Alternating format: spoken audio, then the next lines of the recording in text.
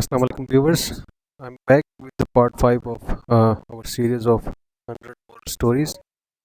So let's start. Story number 21, Beautiful Gift. A young man was getting ready to graduate college. For many months he had admired a beautiful sports car in a dealer's showroom, and knowing his father could well afford it told him that was all he wanted. As graduation day approached, the young man awaited signs that his father had purchased the car. On the morning of his graduation, his father called him into his private study. His father told him how proud he was to have such a fine son and told him how much he loved him. He handed his son a beautiful wrapped gift box. Curious but somewhat disappointed, the young man opened the box and found a lovely leather bound Holy Quran. Angrily, he raised his voice at his father and said, "With all your money, you give me a holy book," and stormed out of the house, leaving the holy book. He never contacted his father again for a long time.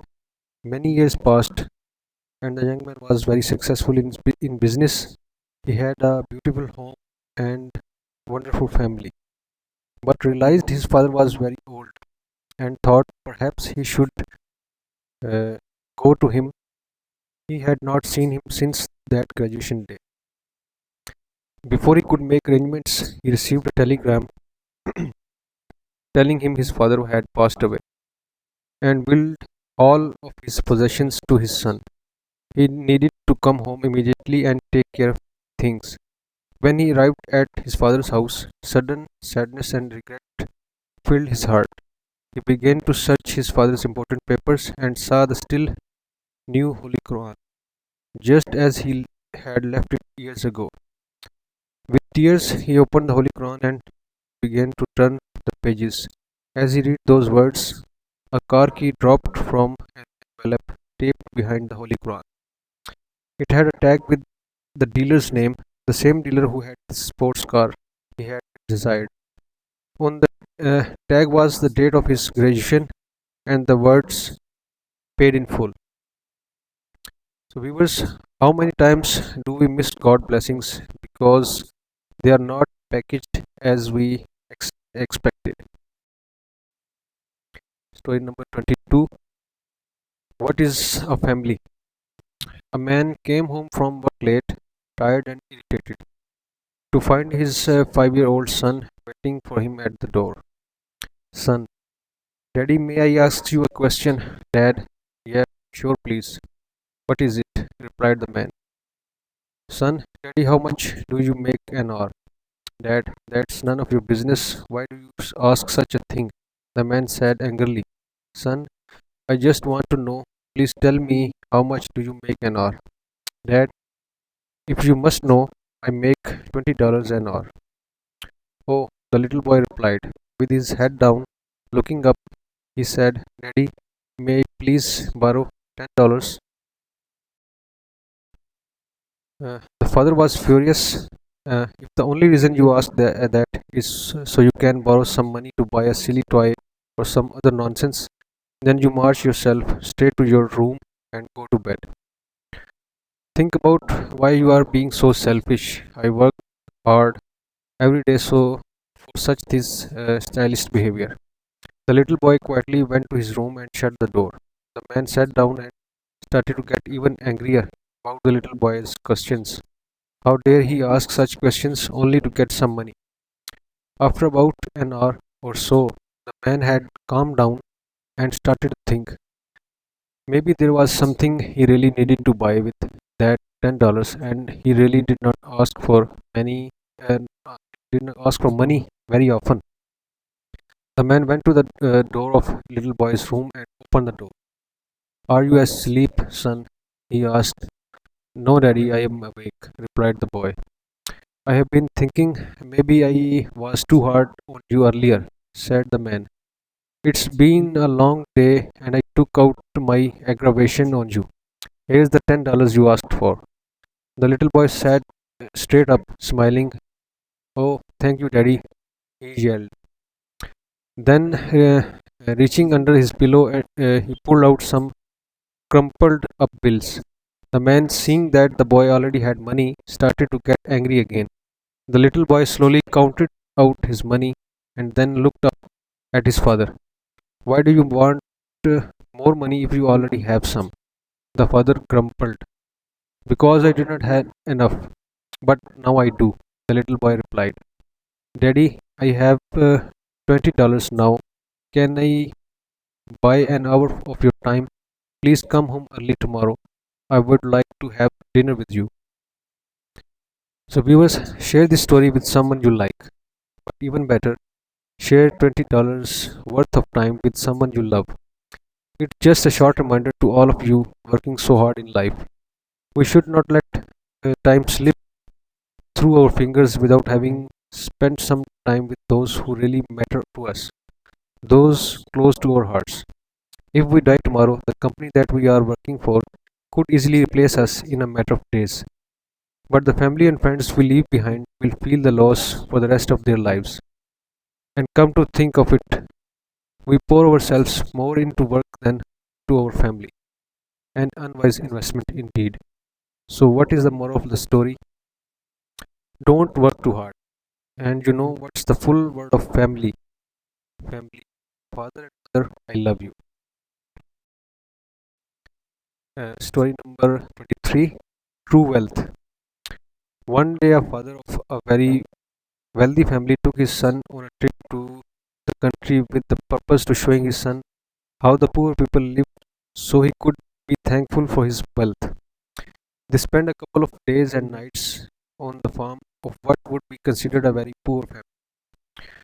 On their return from trip, the return of their trip, the father asked his son, "How was the trip?" "It was great, Dad." Did you so? Did you see how poor people can be?" The father asked. "Oh yes," said the son. "So what did you learn from the trip?" asked the father. The son answered, "I saw that we have one dog and they had four. We have a pool that reached to the middle of our garden and they have a creek that has no end. We have imported lanterns in our garden and they have the stars at night. Our patio reaches to the front yard and they have the whole horizon. We have a small piece of land to live on and they have fields that go beyond our sight. We have servants to serve us, but they serve others. We buy our food, but they grow theirs. We have walls around our property to protect us. They have friends to protect them." With this, the boy's father was speechless. Then his son added, "Thanks, Dad, for showing me how poor we are." Story number uh, Story number 24, A Hole in the Fence. There once was a little boy who had a bad temper. His father gave him a bag of nails and told him that every time he lost his temper, he must hammer a nail into the back of the fence. The first day the boy had driven 37 nails into the fence. Over the next few weeks, as he learned to control his anger, the number of nails hammered daily gradually dwindled down. He discovered it was easier to hold his temper than to drive those nails into the fence. Finally, the day came when the boy did not lose his temper at all. He told his father about it, and the father suggested that the boy now pull out one nail for each day that he was able to hold his temper. The day passed, and the young boy was finally able to tell his father that all the nails were gone.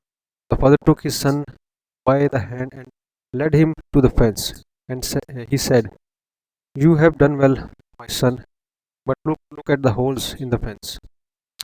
The fence will never be the same. When you say things in anger, they leave a scar just like this one. You can put a knife in a man and draw it out. It would not matter how many times you say, 'I'm sorry.' The wound is still there. A verbal wound is as bad as a physical one." So, viewers, friends and loved ones are a very rare jewel indeed. They make you smile and encourage you to succeed. They lend an ear, they share a word of praise, and they always want to open their hearts to us. Water your relationship with kindness, and they will grow. So be careful, little lips, what you say, and you would not chase friendship away. Story number 25, Grandpa's Table. A frail old man went to live with his son, daughter in law, and 4-year-old grandson. The old man's hands trembled, his eyesight was blurred, and his step faltered. The family ate together at the table, but the elderly grandfather's shaky hands and failing sight made eating difficult. Peas rolled off his spoon onto the floor. When he grasped the glass, milk spilled on the tablecloth. The son and granddaughter and the daughter-in-law became irritated with the mess. We must do something about grandfather, said the son. I have had enough of his spilled milk, noisy eating, and food on the floor. So the husband and wife set a small table in the corner. Uh, There, uh, grandfather ate alone while the rest of the family enjoyed dinner. Since grandfather had broke a dish or two, his food was served in a wooden bowl. When the family glanced in grandfather's direction, sometimes he had a tear in his eyes as he sat alone. Still, the only words the couple had for him were sharp admonitions when he dropped a fork or spilled food. The 4-year-old watched it all in silence. One evening before supper, the father noticed his son playing with wood scraps on the floor. He asked the child sweetly, "What are you making?" Just as sweetly, the boy responded, "Oh, I'm making a little bowl for you and Mama to eat your food in when I grow up." The 4-year-old smiled and went back to work. The words so struck the parents that they were speechless. Then tears started to stream down their cheeks. Though no word was spoken, but both knew what must be done. That everything, that evening, the husband took grandfather's hand and gently led him back to the family table. For the reminder of his days, he ate every meal with the family, and for some reason, neither husband nor wife seemed to care any longer when a fork was dropped, milk spilled, or the tablecloth soiled. Children are remarkably perceptive. Their eyes ever observe, their ears ever listen, and their minds ever process the message they observe. If they see us patiently provide a happy home atmosphere for family members, they will imitate that attitude for the rest of their lives. The wise parents realize that every day the building blocks are being laid for the child's future. Let's be wise builders and role models. So, viewers, life is about people connecting with people and making a positive difference. Take care of yourself and those you love today and every day. So, the end of part 5. See you in the next. Thanks. Take care.